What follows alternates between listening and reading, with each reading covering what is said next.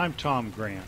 Lawyers have been sending threatening letters and using scare tactics against media outlets for nearly 15 years now, and yet not one single lawsuit has ever been filed in regards to my disclosure of the details of the Cobain investigation.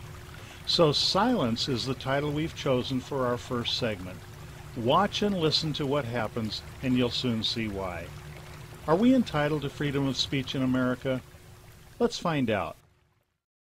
And next thing I know, besides the phone ringing off the hook from newspapers and TV stations and stuff, I get a call from the Cobain estate. You know, whatever the hell that is. His money's calling me. You know, it's the estate. I don't know what that means. The front lawn is calling me? You know, the jockey holding the lantern on the front lawn is giving me a call. I don't know what that means. I'm getting a call from the estate. You mean lawyers? Oh, yeah, okay, we're lawyers. At the same time, I got a lawyer in L.A. and a lawyer in New York. And the first thing they ask from the film, what do they have to be afraid of is, are you recording this? And I go, well, no. And what I don't say is, being a reporter, of course, I'm keeping copious notes. And I want you, before you even think about calling in tonight, listen to Tom Grant, the man who's going to be on for the entire 2 hours. He is a respected private investigator. He's from Beverly Hills, California. Courtney Love hired this investigator to find Kurt Cobain after he left the rehab center. He started to notice inconsistencies. He started to notice that things just didn't add up. If I were to bring you this story, at no point did they say, don't put this on because the man's alive. At no point did they even ask, by the way, what did he say? They kept saying, well, we don't know what he said. You know that. They never said, so what did he say? First, though, we do have to take care of some pressing business because we've had, I don't think I'm exaggerating if I say a lot of phone calls this morning that you're not exaggerating at all. A lot of phone calls this morning who are looking for some sort of follow-up on what we devoted the entire show to yesterday, which was a private investigator who was in talking about the death of Kurt Cobain. It's interesting. A few brave talk show hosts that tried to do a show on what we're doing tonight actually found that there was a lot of suppression. There were lawyers that would call the radio station and the network and say, don't do it. They did it anyway because their lawyers, like Gil Gross at the CBS radio network, said, go ahead. What you're about to do makes sense. Well, before you get into your point, though, hold on, Raymond. Okay. We are being forced, I knew it. 100% against our will, to read this to you. Right. Courtney Love's representatives objected to the contents of yesterday's show. Out of deference to Miss Love, we are not going to be following up today on any subjects related to Miss Love the way we might usually do so. We may have something further to say in the future. Thanks for listening and understanding. That's basically the sum of what we are being allowed to say on the air today. We're trying to prevent you from going on big radio shows to expose this. It's almost like some kind of a cover-up going on. And I know from some of my coworkers in the business, they've had lawyers try to prevent you from doing the show. So it was like about 15 minutes. I've got my notes on how long it was in the other room, but of yelling at me, saying, you know, like basically saying, you're not worried about being sued? Well, I don't think so. So it's cool. I've never been yelled at by lawyers bi-coastally before. A lawyer in L.A., a lawyer in New York. This coast-to-coast hookup. Give me a break. Don't tell your listeners this stuff. Oh, why? Well, because the detective might get in trouble. You know, we're just concerned about him. He could be arrested. Right. Yeah, I'll bet.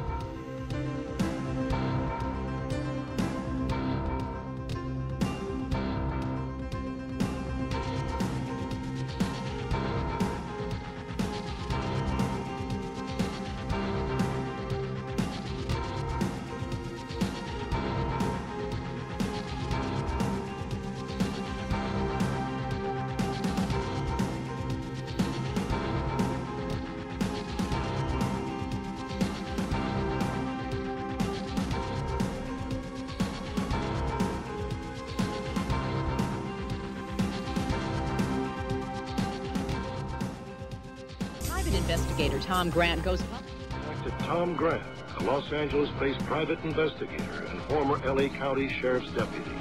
Returning to our story, when Kurt Cobain disappeared from a drug rehab center, his wife, Courtney Love, hired retired detective Tom Grant to find him. I realize segment 1 may appear to be a bit self-promoting, and to an extent it is, but this is also a very necessary tactic, and it's intended to demonstrate to producers, directors, writers, website owners, or anyone wanting to help with the distribution of Project Unplugged. Ignoring lawsuit threats for nearly 15 years, I've simply told the truth in hundreds of public forums. Segment 1 should prove that you have nothing to fear from hot-aired attorneys hired to scare you away from allowing us to reveal the real facts about the Cobain case. If all goes according to plan, Project Unplugged will be released one segment at a time, each 10 minutes in length. The completed documentary will be over 1 hour and 20 minutes long. There are several reasons for our slow release strategy. Eventually we'll reach millions of Kurt Cobain and Nirvana fans around the world. Fans who were never exposed to the true facts and details surrounding Kurt Cobain's death. Here are just some of the items of interest to be included in the segments to follow.